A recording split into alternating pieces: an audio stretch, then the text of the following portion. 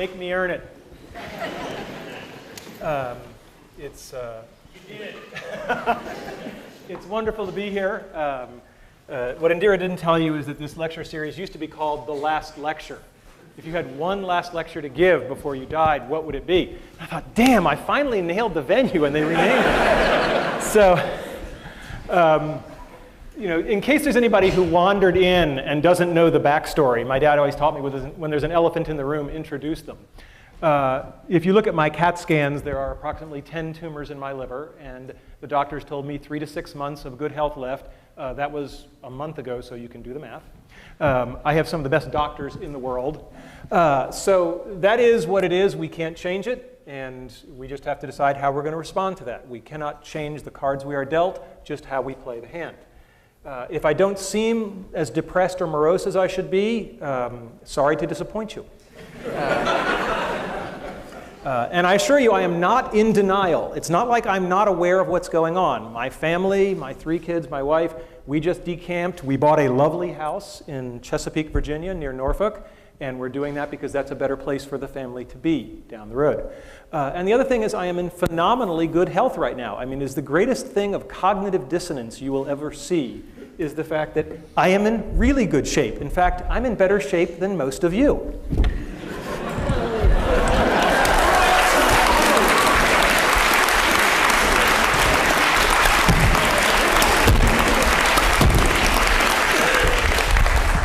So anybody who wants to cry or pity me can come down and do a few of those, and then you may pity me. All right, so what we're not talking about today, we're not talking about cancer, because I spent a lot of time talking about that, and I'm really not interested. If you have any herbal supplements or remedies, please stay away from me. And we're not going to talk about things that are even more important than achieving your childhood dreams. We're not going to talk about my wife, we're not talking about my kids, because I'm good, but I'm not good enough to talk about that without tearing up. So we're just going to take that off the table. That's much more important. And we're not going to talk about spirituality and religion, although I will tell you that I have experienced a deathbed conversion. I just bought a Macintosh.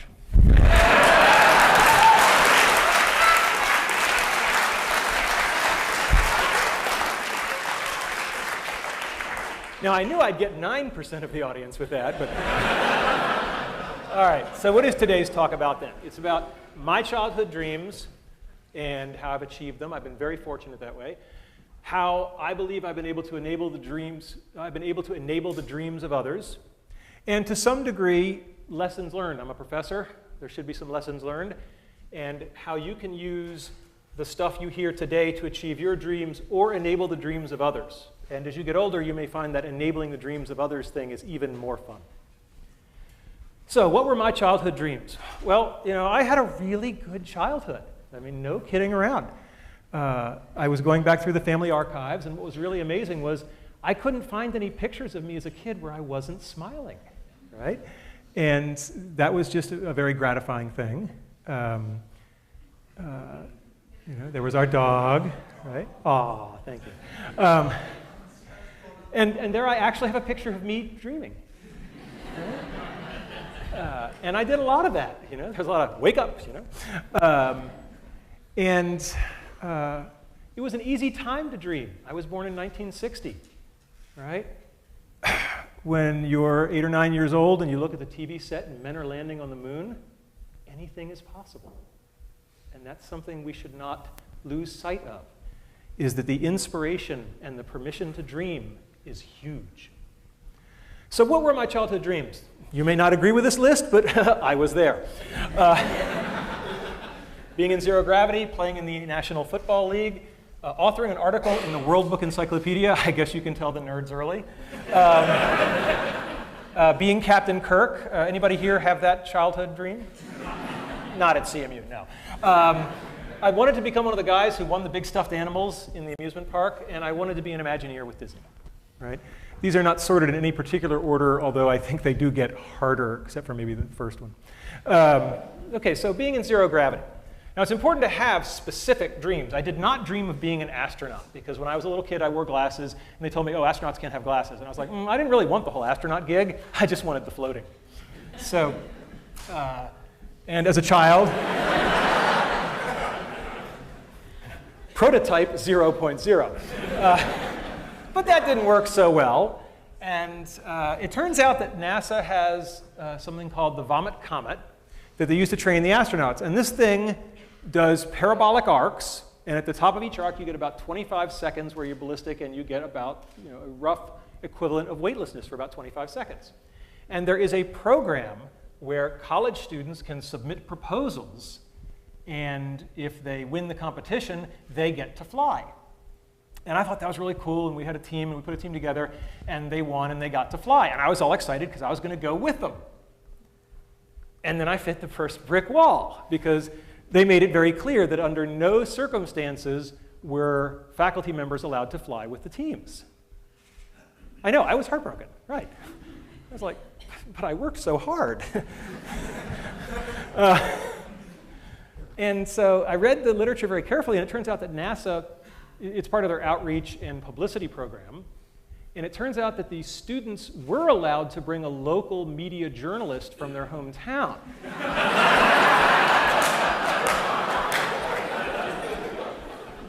And Randy Pausch, web journalist. It's really easy to get a press pass. So I called up the guys at NASA and I said, I need to know where to fax some documents. And they said, what documents are you going to fax us? So I said, my resignation as the faculty advisor and my application as the journalist.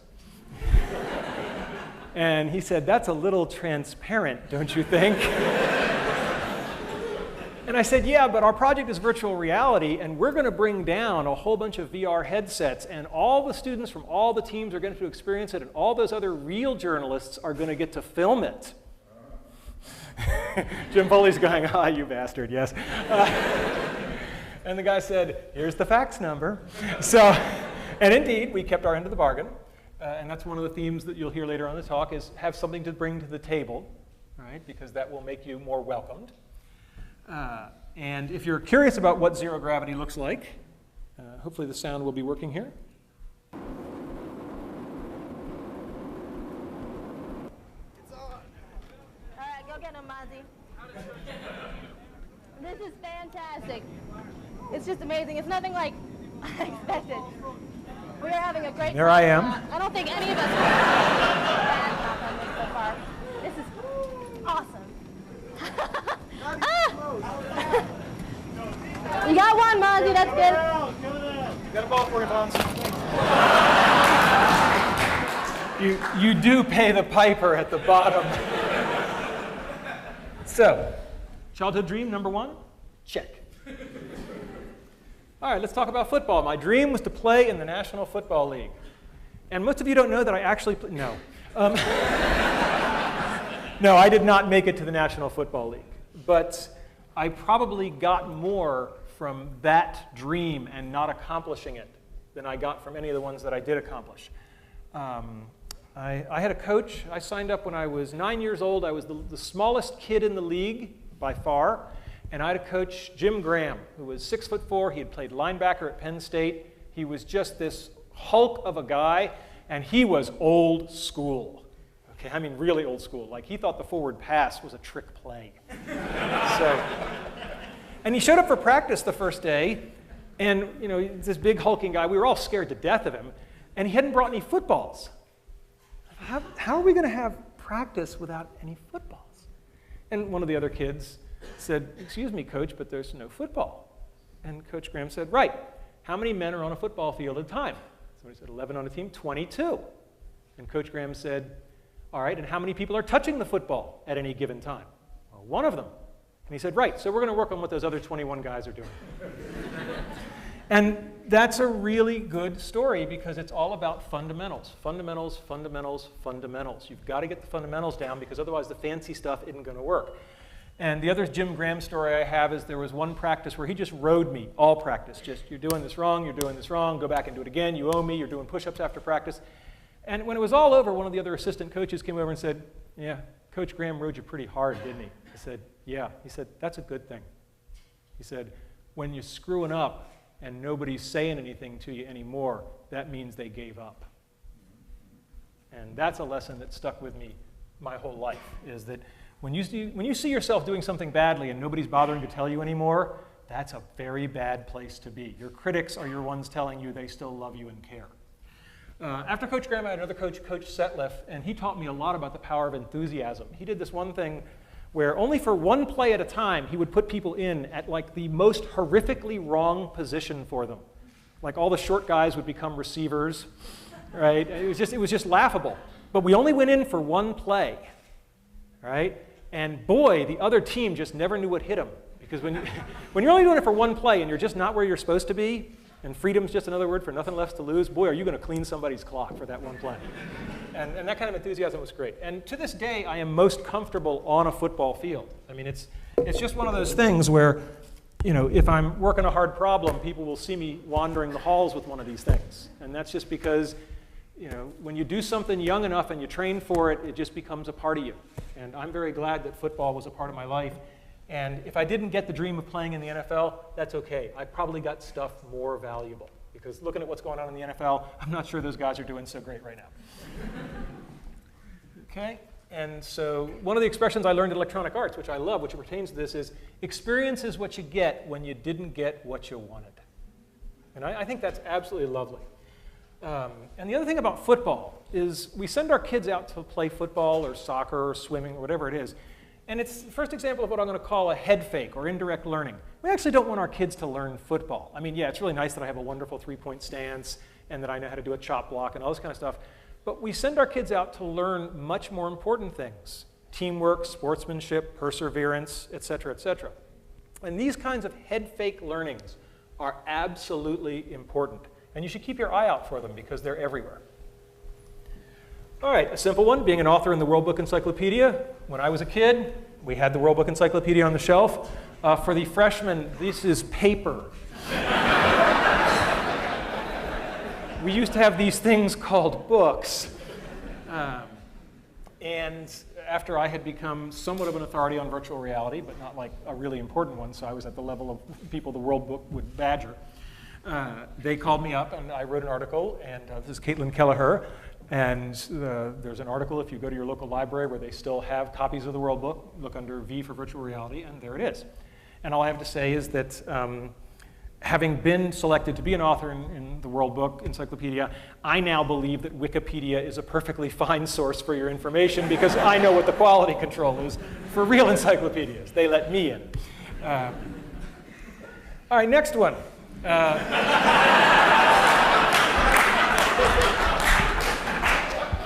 At a certain point, you just realize there's some things you're not going to do, so maybe you just want to stand close to the people. And I mean, my God, what a role model for young people. I mean, this is everything you want to be.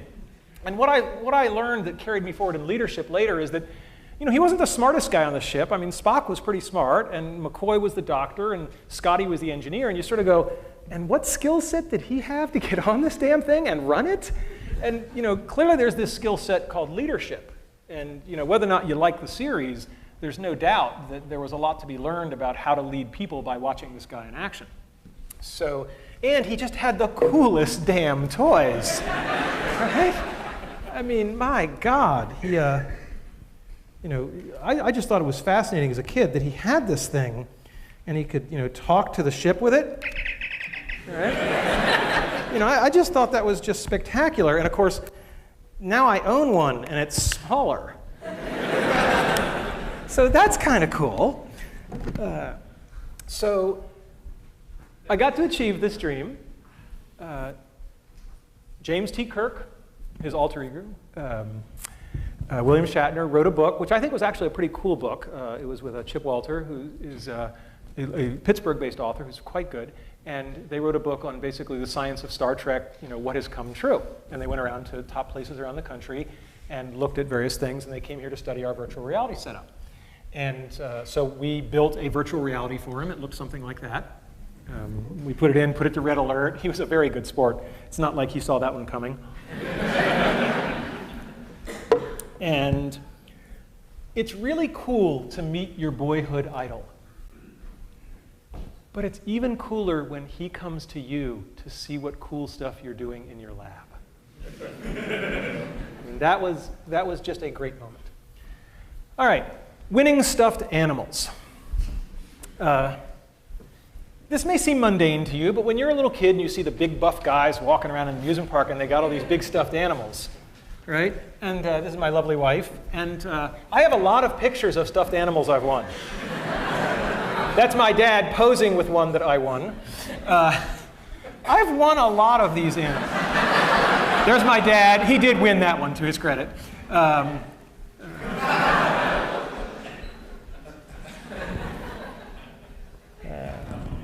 Right? And this was just a big part of my life and my family's life. But you know, I can hear the cynics. You know, in this age of digitally manipulated things, maybe those bears really aren't in the picture with me, or maybe I paid somebody $5 to take a picture in the theme park next to the bear. And I said, how in this age of cynicism can I convince people? And I said, I know, I can show them the bears. Bring them out.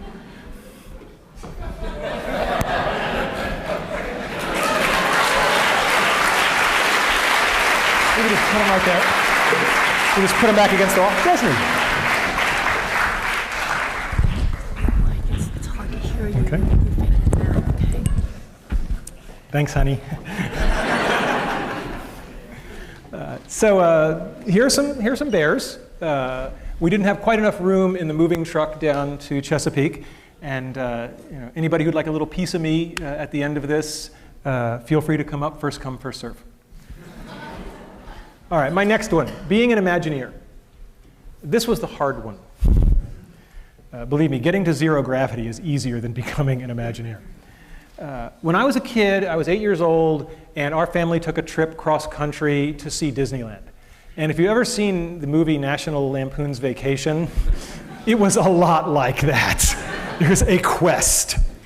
And these are real vintage photographs. And there I am in front of the castle, and there I am. And for those of you who are into foreshadowing, this is the Alice ride. And I just thought this was just the coolest environment I'd ever been in. And instead of saying, gee, I want to experience this, I said, I want to make stuff like this.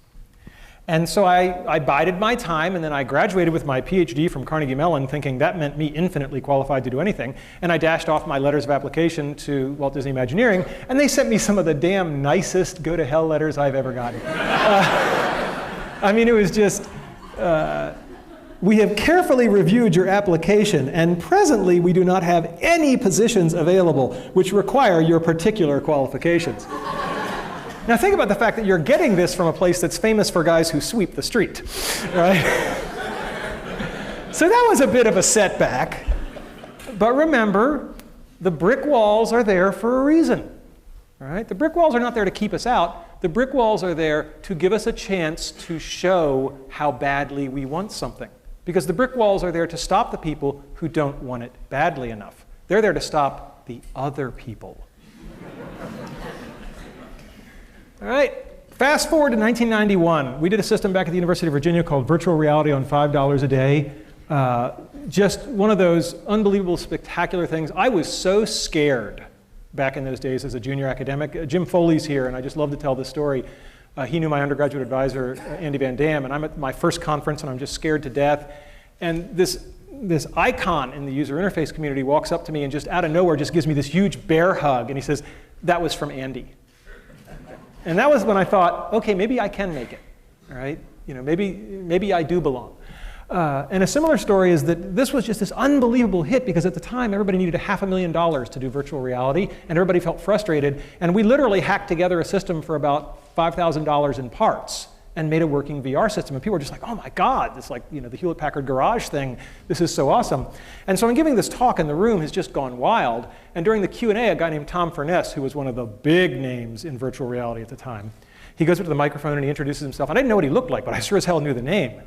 And he asked a question. And I was like, I'm sorry, did you say you're Tom Furness? He said, yes. I said, then I would love to answer your question, but first, will you have lunch with me tomorrow? And there's a lot in that little moment, right? There's a lot of humility, but also asking a person where he can't possibly say no.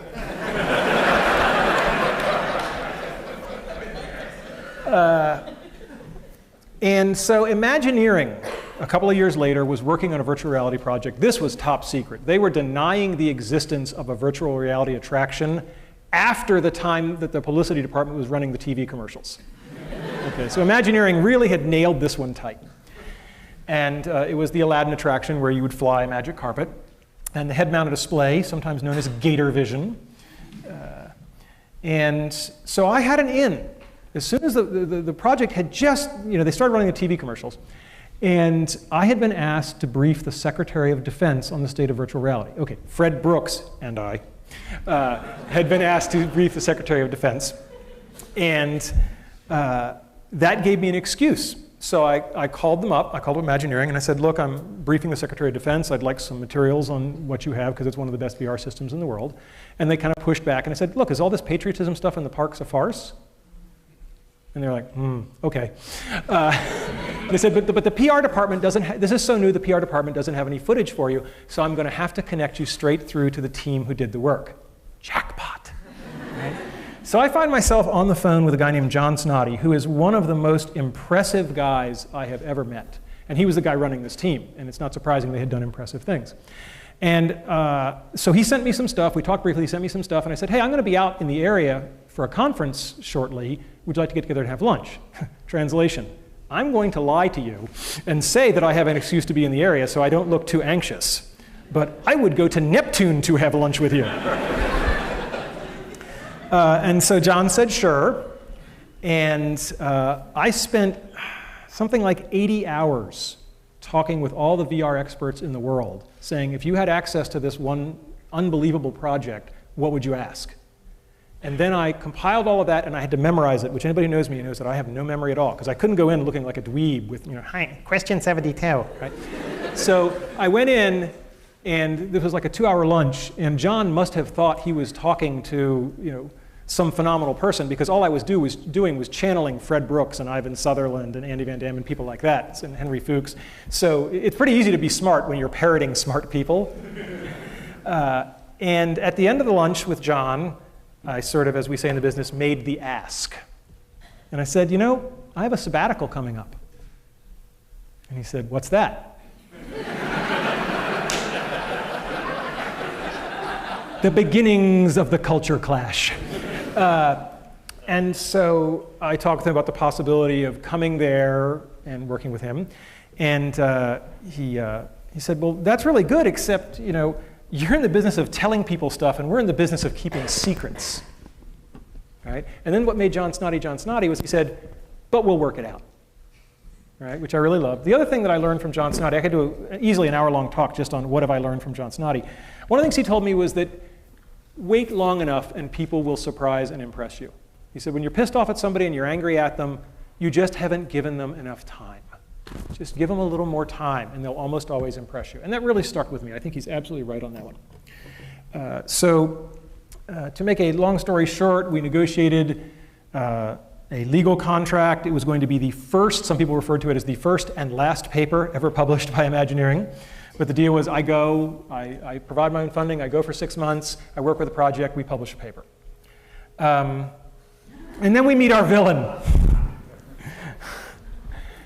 I can't be all sweetness and light because I have no credibility. Somebody's head's going to go on a stick. Turns out that the person who gets his head on the stick is a dean back at the University of Virginia. His name is not important. Let's call him Dean Wormer.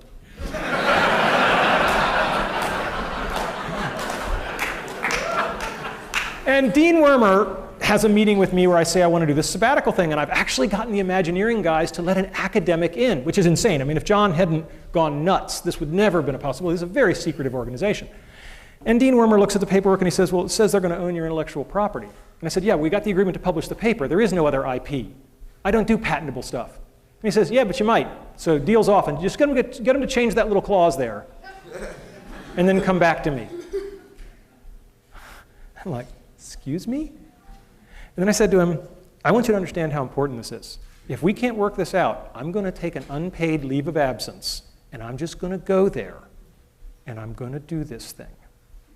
And he said, hey, I might not even let you do that. I mean, you've got the IP in your head already, and maybe they're going to suck it out of you, so that's not going to fly either.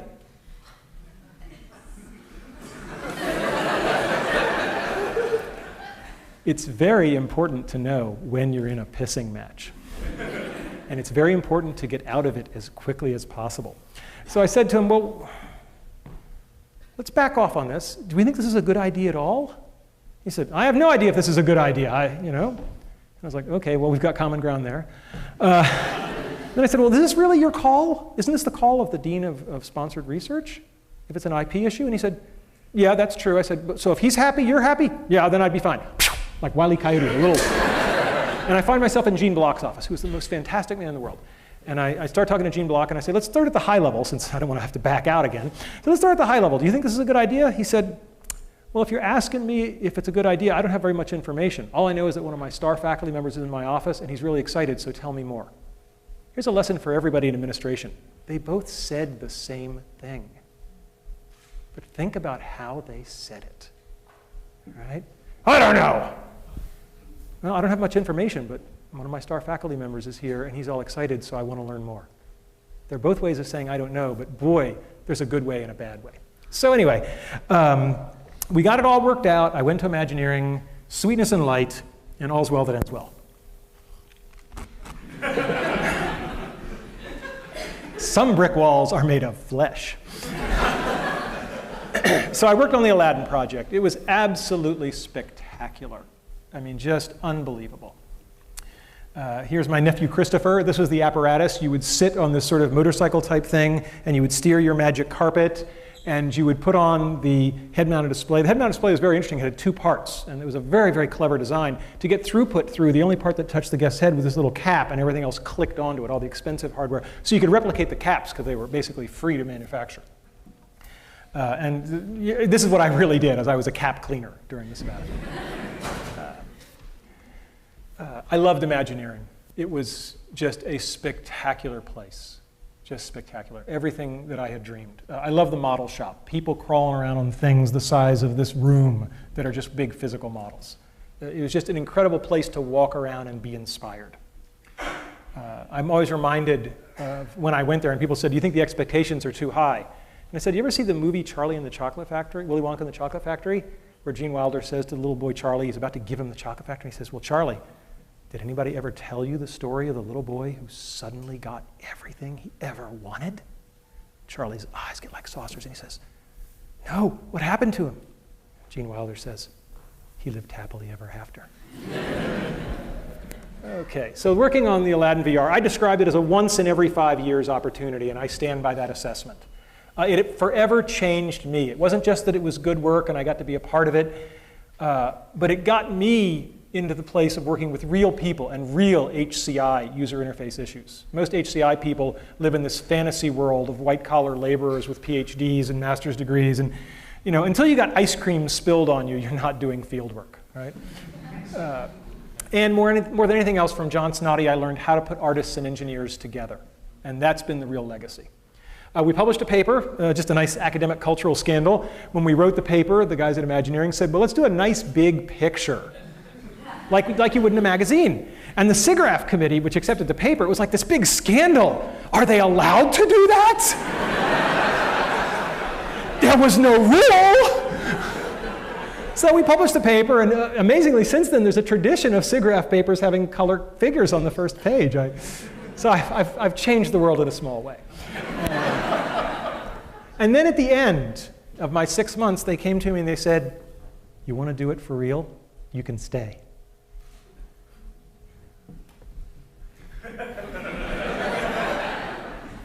And I said no.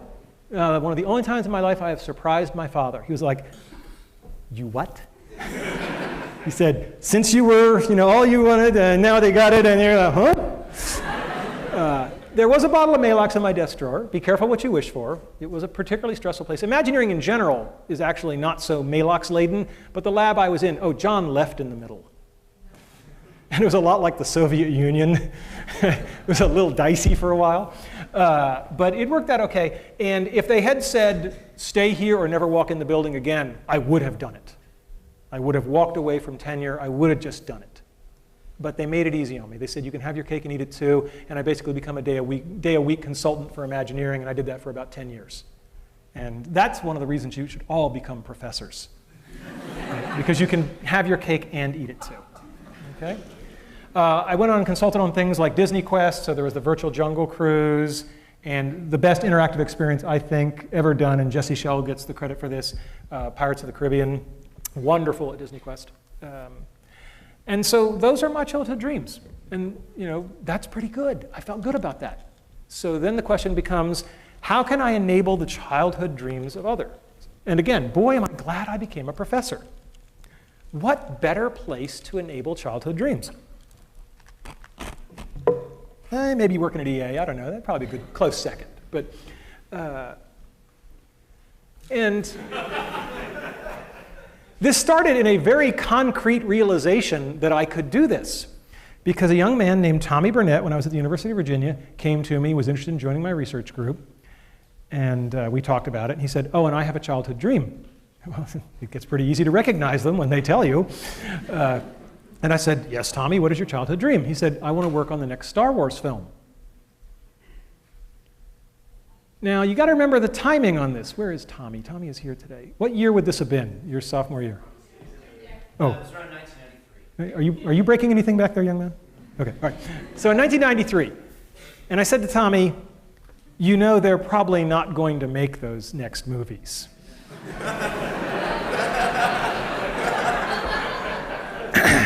And he said, no, they are.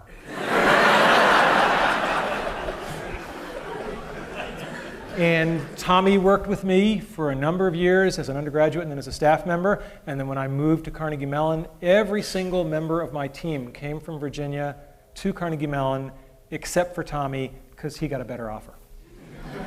And he did indeed work on all 3 of those films. And then I said, well, that's nice, but one at a time is kind of inefficient. And people who know me know that I'm an efficiency freak. So I said, can I do this in mass? Can I get people turned in such a way that they can be turned on to their childhood dreams? And I created a course. I came to Carnegie Mellon and I created a course called Building Virtual Worlds. It's a very simple course. How many people here have ever been to any of the shows? Okay, so some of you have an idea. For those of you who don't, the course is very simple. There are 50 students drawn from all the different departments of the university. There are randomly chosen teams, 4 people per team, and they change every project. A project only lasts 2 weeks, so you do something, you make something, you show something, then I shuffle the teams, you get 3 new playmates, and you do it again. And it's every 2 weeks, and so you do 5 projects during the semester. The first year we taught this course, it is impossible to describe how much of a tiger by the tail we had. I was just running the course because I wanted to see if we could do it. We had just learned how to do texture mapping on 3D graphics, and we could make stuff that looked half decent, but we were running on really weak computers by current standards. But I said, I'll give it a try. And at my new university, I made a couple of phone calls, and I said, I want to cross-list this course to get all these other people. And within 24 hours, it was cross-listed in 5 departments. I love this university. I mean, it's the most amazing place. And I said, and the kids said, well, what content do we make? I said, hell, I don't know. You make whatever you want. 2 rules, no shooting violence and no pornography. Not because I'm opposed to those in particular, but that's been done with VR, right? And you'd be amazed how many 19-year-old boys are completely out of ideas when you take those off the table.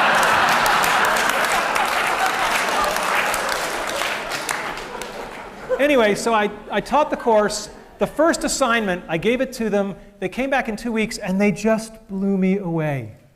I mean, the work was so beyond, literally, my imagination. Because I'd copied the process from Imagineering's VR lab, but I had no idea what they could or couldn't do with it as undergraduates and how, because their tools were weaker.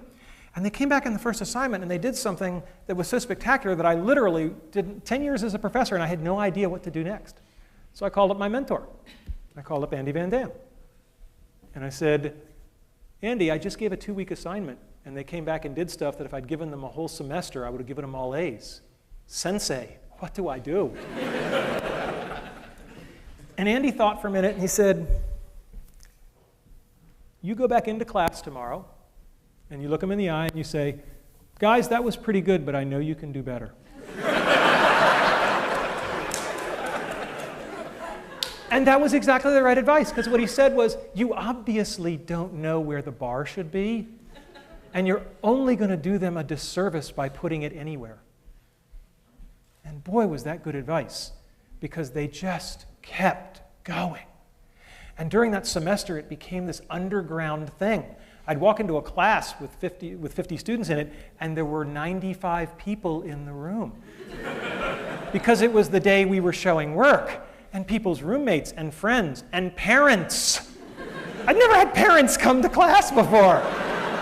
It was flattering and somewhat scary. And so it snowballed, and we had this bizarre thing of, well, we got to share this. If there's anything I've been raised to do, it's to share.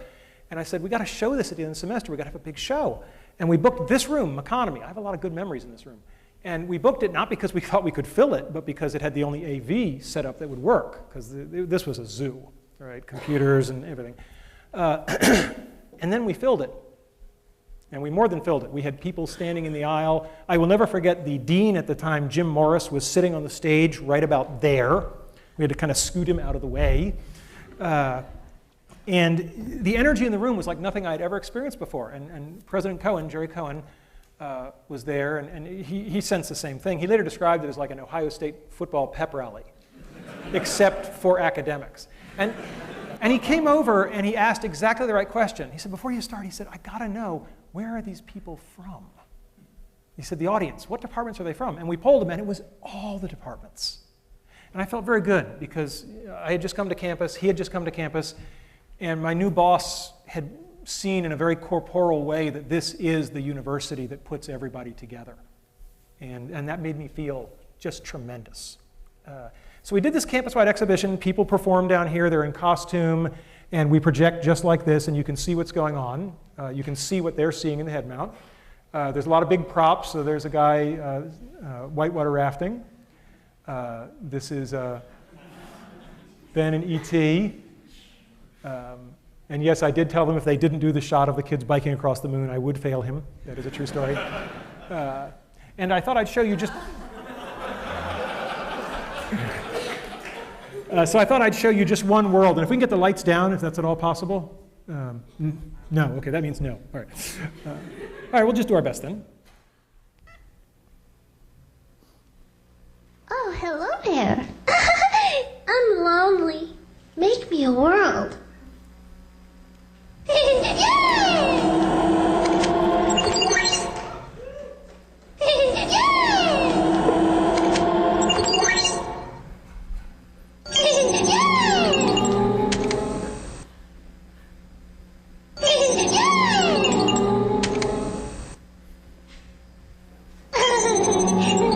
me some trees.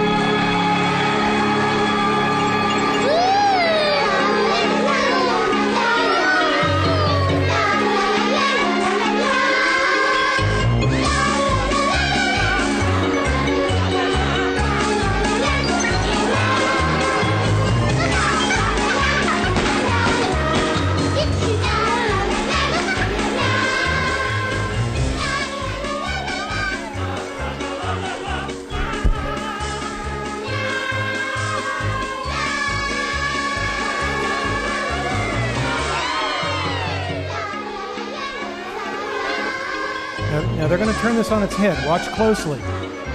The world doesn't want to go on to the next thing in the show.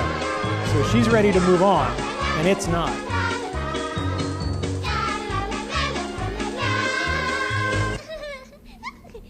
What are you doing? Can't end this now.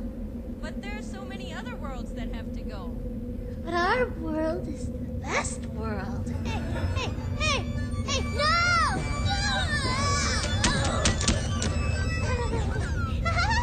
Here I am! We're gonna shut you down. Control Alt Delete. Not Control Alt Delete.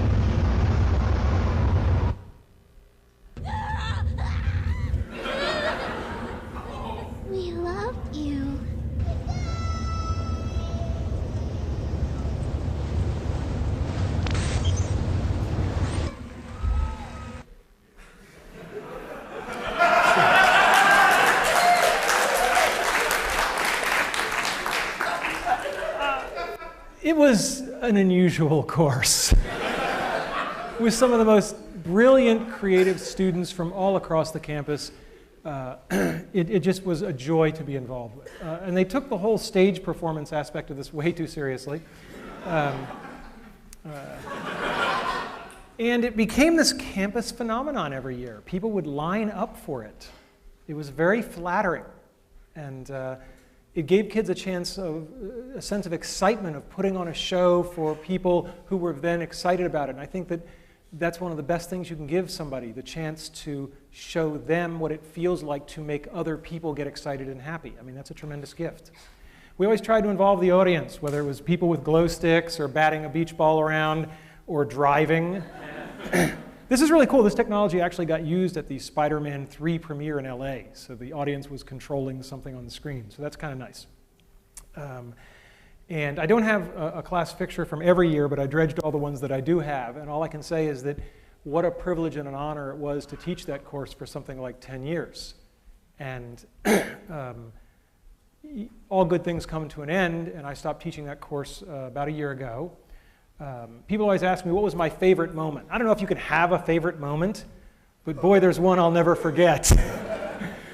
This was a world with, I believe, a roller skating ninja. And one of the rules was that we performed these things live, and they all had to really work, and the moment it stopped working, we went to your backup videotape. And this was very embarrassing. So we have this ninja on stage, and he's doing this roller skating thing, and the world, it did not crash gently. And I come out, and I believe it was Steve Audio, wasn't it? Was it? Where is he? Okay, where's Steve? Ah, my man, Steve Audio. And talk about quick on your feet, right? I say, Steve, I'm sorry, but your world has crashed, and we're going to go to videotape. And he pulls out his ninja sword and says, I am dishonored! Wah! And just drops.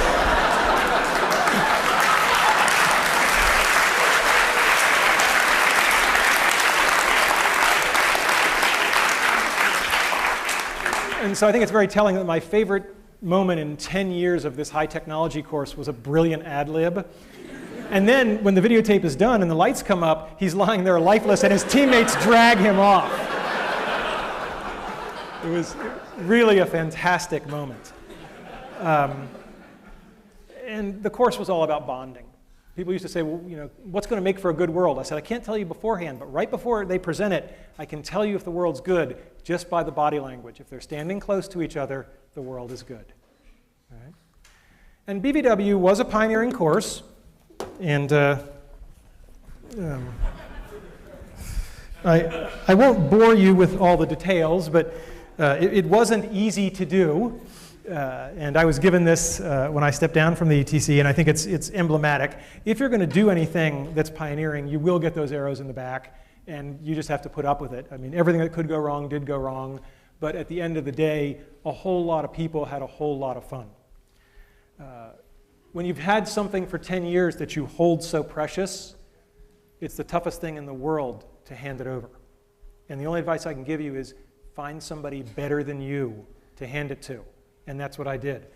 There was this kid at the VR studio way back when. And you didn't have to spend very long in Jesse Schell's orbit to go, the force is strong in this one. And one of my two greatest accomplishments, I think, for Carnegie Mellon were that I got Jessica Hodgins and Jesse Schell to come here and join our faculty. And I was thrilled when I could hand this over to Jesse. And to no one's surprise, he has really taken it up to the next notch. And you know, the course is in more than good hands, it's in better hands. But it was just one course. And then we really took it up a notch. And we created what I would call the Dream Fulfillment Factory. Don Marinelli and I got together, and with the university's blessing and encouragement, we made this thing out of whole cloth that was absolutely insane, should never have been tried.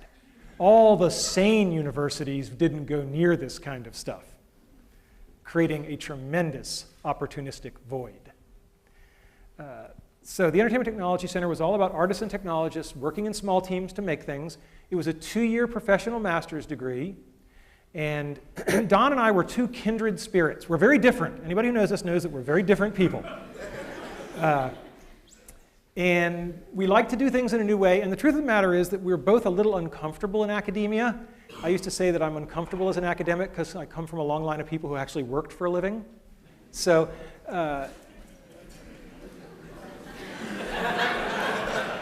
I detect nervous laughter. All right. And I want to stress, Carnegie Mellon is the only place in the world that the ETC could have happened. By far, the only place. Okay, this picture was Don's idea, okay? And we like to refer to this picture as Don Marinelli on guitar and Randy Pausch on keyboards. But we really did play up the left brain, right brain, and it worked out really well that way. Don is an intense guy.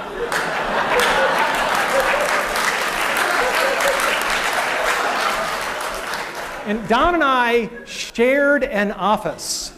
And at first it was a small office. We shared an office for 6 years. Right? Now, those of you who know Don know he's an intense guy.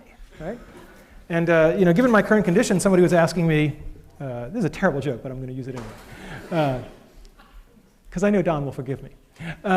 Somebody said, given your current condition, have you thought about whether you're going to go to heaven or hell?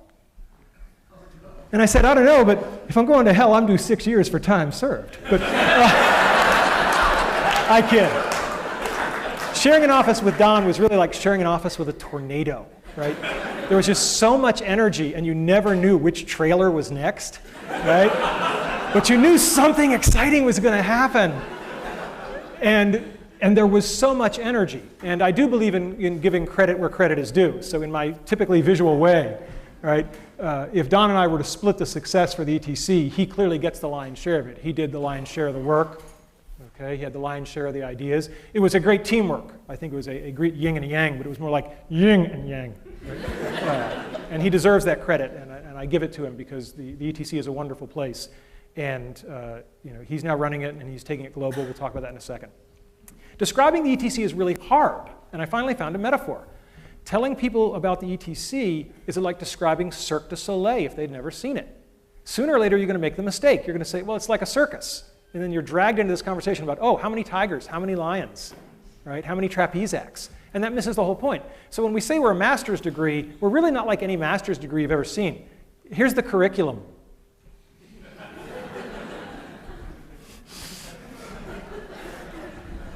The curriculum ended up looking like this. All I want to do is visually communicate to you that you do 5 projects in building virtual worlds, then you do 3 more. All of your time is spent in small teams making stuff. None of that book learning thing. Don and I had no patience for the book learning thing. It's a master's degree. They already spent 4 years doing book learning. Right? By now, they should have read all the books. The keys to success were that Carnegie Mellon gave us the reins. Completely gave us the reins. We had no deans to report to. We reported directly to the provost, which is great because the provost is way too busy to watch you carefully.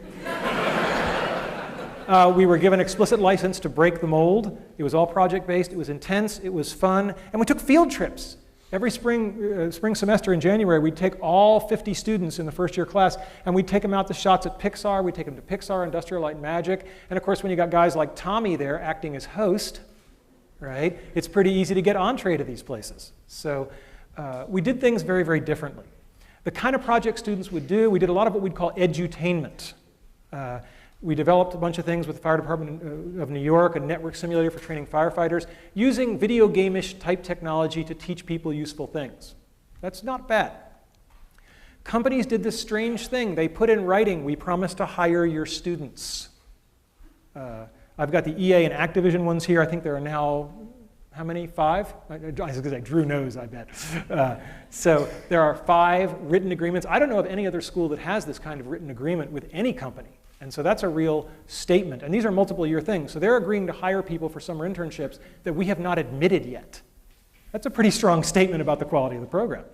And Don, as I said, he's crazy. And I mean that in a wonderful, complimentary way. He's doing these things where I'm like, oh my God. He's not here tonight because he's in Singapore, because there's going to be an ETC campus in Singapore. There's already one in Australia, and there's going to be one in Korea. So this is becoming a global phenomenon. So I think this really speaks volumes about all the other universities. It's really true that Carnegie Mellon is the only university that can do this. We just have to do it all over the world now. Right? One of the big success about the ETC is teaching people about focus. Oh, now I hear the nervous laughter from the students. I had forgotten the delayed shock therapy effect of these bar charts. When you're taking Building Virtual Worlds, every 2 weeks we get peer feedback. We put that all into a big spreadsheet, and at the end of the semester, you had 3 teammates per project, 5 projects, that's 15 data points, that's statistically valid. And you get a bar chart telling you on a ranking of how easy you are to work with where you stack up against your peers. Boy, that's hard feedback to ignore. Some still managed, but but for the most part, people looked at that and went, wow, I gotta pick it up a notch. I better start thinking about what I'm saying to people in these meetings. And that is the best gift an educator can give, is to get somebody to become self-reflective. So the ETC was wonderful, but even the ETC, and even as Don scales it around the globe, it's still very labor intensive. You know, it's not Tommy 1 at a time, it's not a research group 10 at a time, it's 50 or 100 at a time per campus times 4 campuses. But I wanted something infinitely scalable, right? Scalable to the point where millions or tens of millions of people could chase their dreams with something. And, you know, I guess that kind of a goal really does make me the Mad Hatter.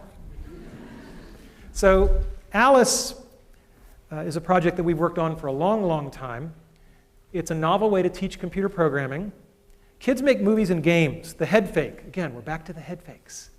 Best way to teach somebody something is to have them think they're learning something else. All right? I've done it my whole career. And the head fake here is that they're learning to program, but they just think they're making movies and video games. This thing has already been downloaded well over 1 million times. There are 8 textbooks that have been written about it. 10% of US colleges are using it now. And it's not the good stuff yet. The good stuff is coming in the next version. Okay? I, like Moses, get to see the promised land, but I won't get to set foot in it. And that's okay, because I can see it. And the vision is clear. Millions of kids having fun while learning something hard. That's pretty cool.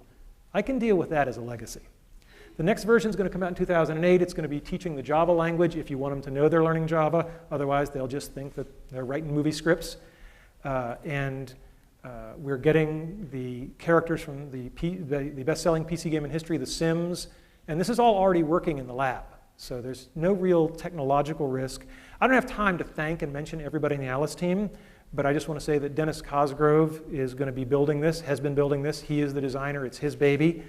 And for those of you who are wondering, well, you know, in some number of months, who should I be emailing about the Alice project? Where's Wanda Dan? Oh, there you are. Stand up. Let them all see you. Everybody say, hi, Wanda. Hi, Wanda. Send her the email. And I'll talk a little bit more about Caitlin Kelleher, but she's graduated with her PhD and is at Washington University, and she's going to be taking this up a notch and going to middle schools with it. So grand vision, and you know, to the extent that you can live on in something, I will live on in Alice. All right, so now the third part of the talk, lessons learned. Now, we've talked about my dreams. We've talked about helping other people enable their dreams. Somewhere along the way, there's got to be some aspect of what lets you get to achieve your dreams. First one is the role of parents, mentors, and students. I was blessed to have been born to 2 incredible people. This is my mother on her 70th birthday. I am back here. I have just been lapped. This is my dad riding a roller coaster on his 80th birthday. And he points out that, you know, he's not only brave, he's talented because he did win that big bear the same day. My dad was so full of life. Anything with him was an adventure. I don't know what's in that bag, but I know it's cool. My dad dressed up as Santa Claus, but he also did very, very significant things to help lots of people. This is a dormitory in Thailand that my mom and dad underwrote, and every year about 30 students get to go to school who wouldn't have otherwise. This is something my wife and I have also been involved in heavily. And these are the kind of things that I think everybody ought to be doing, helping others. But the best story I have about my dad is, unfortunately, my dad passed away a little over a year ago. And when we were going through his things, he had fought in World War II in the Battle of the Bulge. And when we were going through his things, we found out he had been awarded the Bronze Star for Valor My mom didn't know it. In 50 years of marriage, it had just never come up. My mom. Mothers are people who love you even when you pull their hair. And I have two great mom stories. When I was here studying to get my PhD, and I was taking something called the theory qualifier, which I can definitively say is the second worst thing in my life after chemotherapy. And I was complaining to my mother about how hard this test was and how awful it was. And she just leaned over and she patted me on the arm and she said, "We know how you feel, honey. And remember, when your father was your age, he was fighting the Germans."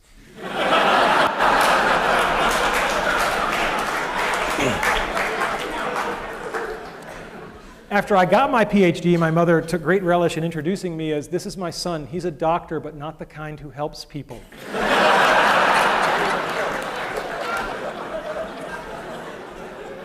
These slides are a little bit dark, but when I was in high school, I decided to paint my bedroom. I'd always wanted a submarine and an elevator. And the great thing about this...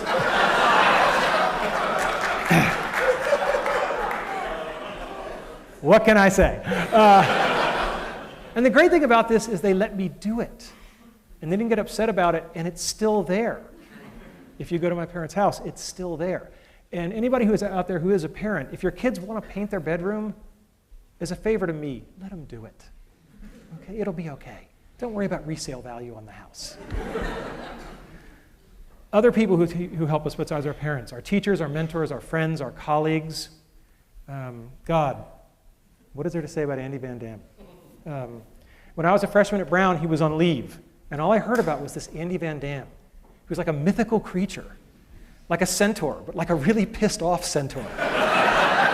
And everybody was like really sad that he was gone, but kind of more relaxed. And I found out why, because I started working for Andy. I was a teaching assistant for him as a sophomore, and I was quite an arrogant young man.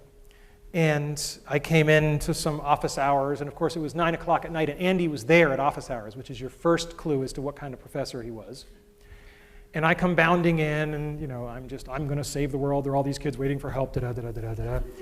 And afterwards, Andy literally Dutch uncle. He is Dutch, right? He Dutch uncled me, and he put his arm around my shoulders. And we went for a little walk, and he said, "Randy, it's such a shame that people perceive you as so arrogant, because it's going to limit what you're going to be able to accomplish in life." What a hell of a good way to word "you're being a jerk." Right? He doesn't say you're a jerk. He says people are perceiving you this way, and he says the downside is it's going to limit what you're going to be able to accomplish. When I got to know Andy better, the beatings became more direct. But I could tell you Andy stories for a month, but the one I will tell you is that when it came time to start thinking about what to do after graduating from Brown, it had never occurred to me in a million years to go to graduate school, just out of my imagination. It wasn't the kind of thing people from my family did. We got, say, what do you call them, jobs. So, and Andy said, "No, don't go do that. Go get a PhD, become a professor." And I said, "Why?" He said, "Because you're such a good salesman that any company who gets you is going to use you as a salesman, and you might as well be selling something worthwhile, like education."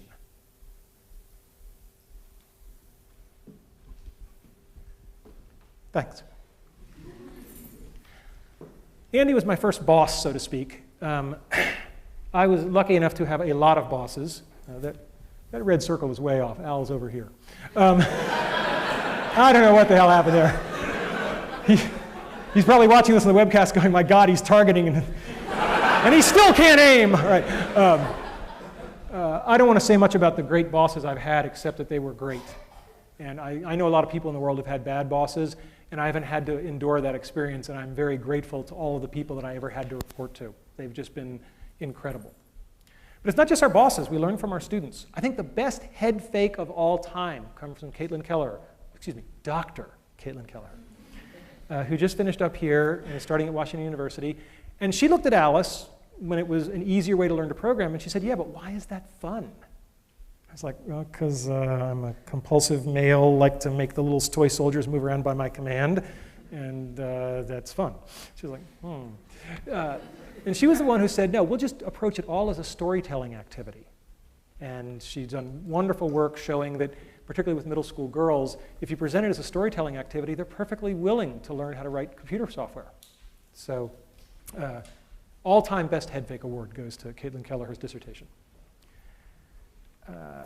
President Cohen, when I told him I was going to do this talk, he said, please tell them about having fun, because that's what I remember you for. And I said, I can do that, but it's kind of like a fish talking about the importance of water. I mean, I don't know how to not have fun, right? I'm dying and I'm having fun. And I'm going to keep having fun every day I have left, because there's no other way to play it, right? So my next piece of advice is, you just have to decide if you're a Tigger or you're an Eeyore. I think I'm clear where I stand on the great Tigger-Eeyore debate. Never lose the childlike wonder. It's just too important. It's what drives us. Help others. Denny Prophet knows more about helping other people. He's forgotten more than I'll ever know. He's taught me by example how to run a group, how to care about people. M.K. Haley, I have a theory that people who come from large families are better people because they've just had to learn how to get along. M.K. Haley comes from a family with 20 kids. Yeah, unbelievable. And she always says it's kind of fun to do the impossible. When I first got to Imagineering, she was one of the people who dressed me down. And she said, I understand you've joined the Aladdin Project. What can you do? And I said, well, I'm a tenured professor of computer science. And she said, well, that's very nice, Professor Boy, but that's not what I asked. I said, what can you do?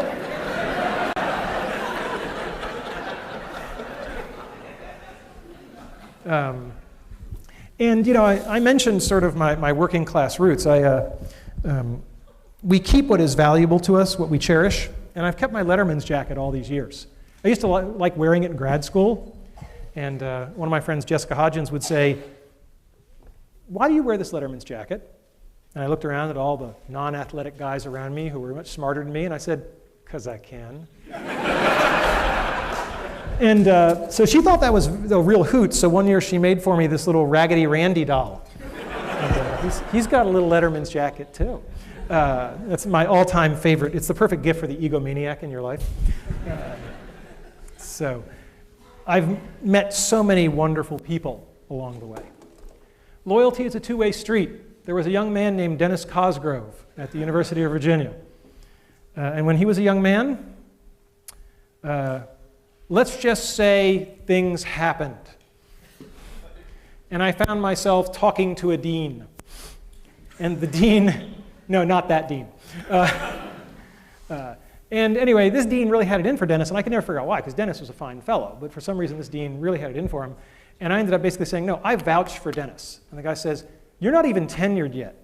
And you're telling me you're going to vouch for this sophomore or junior or whatever? I think it was a junior at the time. I said, yeah, I'm going to vouch for him because I believe in him. And the dean said, and I'm going to remember this when your tenure case comes up. I said, deal. I went back to talk to Dennis, and I said, I would really appreciate you. That would be good. But loyalty is a two-way street. I mean, that was God knows how many years ago, but that's the same Dennis Cosgrove who's carrying Alice forward. He's been with me all these years, right? And you know, if we only had one person to send in a space probe to meet an alien species, I'm picking Dennis. Okay. You can't give a talk at Carnegie Mellon without acknowledging one very special person, and that would be Sharon Burks. I mean, I joked with her, I said, well, look, if you're retiring, it's just not worth living anymore. Sharon is so wonderful, it's beyond description. And for all of us who've been helped by her, it's just indescribable. I love this picture because it puts her together with Syl. And Syl is great because Syl gave the best piece of advice, pound for pound, that I have ever heard. And I think all young ladies should hear this. Syl said, it took me a long time, but I finally figured it out. When it comes to men that are romantically interested in you, it's really simple. Just ignore everything they say and only pay attention to what they do. It's that simple. It's that easy. And I thought back to my bachelor days, and I said, damn. Never give up. I didn't get into Brown University. I was on the wait list. I called them up, and they eventually decided that it was getting really annoying to have me call every day, so they let me in. At Carnegie Mellon, I didn't get into graduate school. Andy had mentored me. He said, go to graduate school, you're going to go to Carnegie Mellon. All my good students go to Carnegie Mellon. And yeah, you know what's coming. And so he said, you're going to go to Carnegie Mellon, no problem. What he had kind of forgotten was that the difficulty of getting into the top PhD program in the country had really gone up. And he also didn't know I was going to tank my GREs, because he believed in me, which, based on my board scores, was a really stupid idea. And so I didn't get into Carnegie Mellon. No one knows this till today. I'm telling the story. I was declined admission to Carnegie Mellon. And I was a bit of an obnoxious little kid. I went into Andy's office, and I dropped the rejection letter on his desk. And I said, I just want you to know what your letter of recommendation goes for at Carnegie Mellon.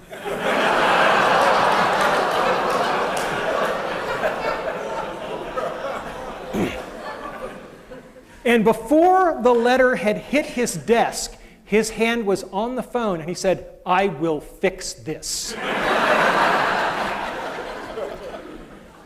And I said, no, I don't want to do it that way. That's not the way I was raised. You know, maybe some other graduate schools will see fit to admit me. And he said, look, Carnegie Mellon's where you're going to be. He said, I'll tell you what, I'll make you a deal. Go visit the other schools, because I did get into all the other schools. He said, go visit the other schools, and if you really don't feel comfortable at any of them, then will you let me call Nico? Nico being Nico Haberman. And I said, okay, deal. I went to the other schools without naming them by name. Berkeley, Cornell. They managed to be so unwelcoming that I found myself saying to Andy, you know, I'm going to go get a job. And he said, no, you're not. And he picked up the phone, and he talked in Dutch.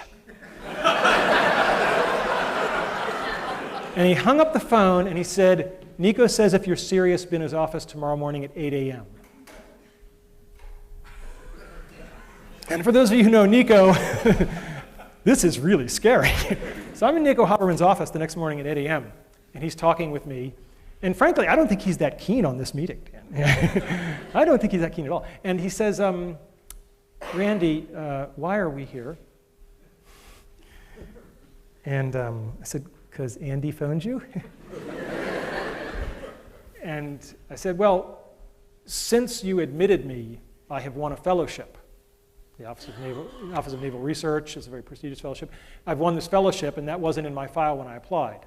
And Nico said, a fellowship, money, we have plenty of money. That was back then. And he said, we have plenty of money. Why do you think having a fellowship makes any difference to us? And he looked at me. There are moments that change your life. And 10 years later, if you know, in retrospect, it was one of those moments, you're blessed. But to know it at the moment, with Nico staring through your soul. And I said, I didn't mean to imply anything about the money. It's just that it was an honor. There were only 15 given nationwide. And I did think it was an honor that would be something that would be meritorious. And I apologize if that was presumptuous. And he smiled. And that was good. So, how do you get people to help you? You can't get there alone. People have to help you, and I do believe in karma. I believe in paybacks. You get people to help you by telling the truth, being earnest. I'll take an earnest person over a hip person every day, because hip is short term. Earnest is long term. Apologize when you screw up, and focus on other people, not on yourself. And I thought, how do I possibly make a concrete example of that? Do we have a concrete example of focusing on somebody else over there? Can we bring it out? See, yesterday was my wife's birthday. If there was ever a time I might be entitled to have the focus on me, it might be the last lecture. But no, I feel very badly that my wife didn't really get a proper birthday, and I thought it'd be very nice if 500 people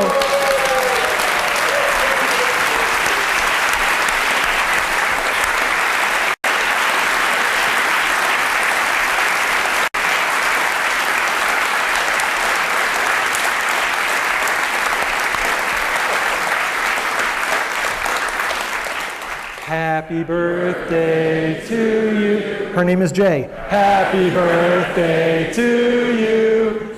Happy birthday, dear Jay. Happy birthday to you.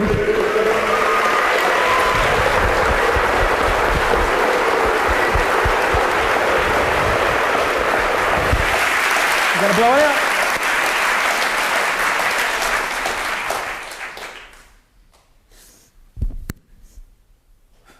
All right.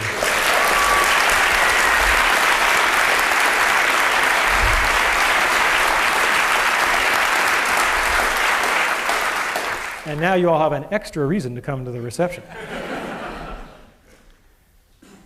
Remember, brick walls let us show our dedication. They are there to separate us from the people who don't really want to achieve their childhood dreams. Don't bail. The best of the gold is at the bottom of barrels of crap.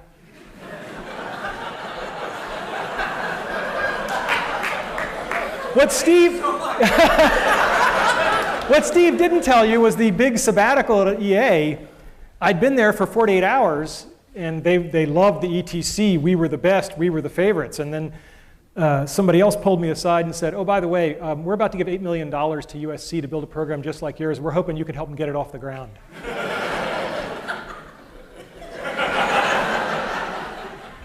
And then Steve came along and said, they said, what? Oh, God.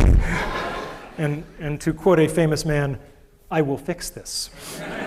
And he did. Steve has been an incredible partner, and we have a great relationship, personal and professional, and he has certainly been point man on getting a gaming asset to help teach millions of kids, and that's just incredible. But it certainly would have been reasonable for me to leave 48 hours into that sabbatical, but it wouldn't have been the right thing to do. And when you do the right thing, good stuff has a way of happening.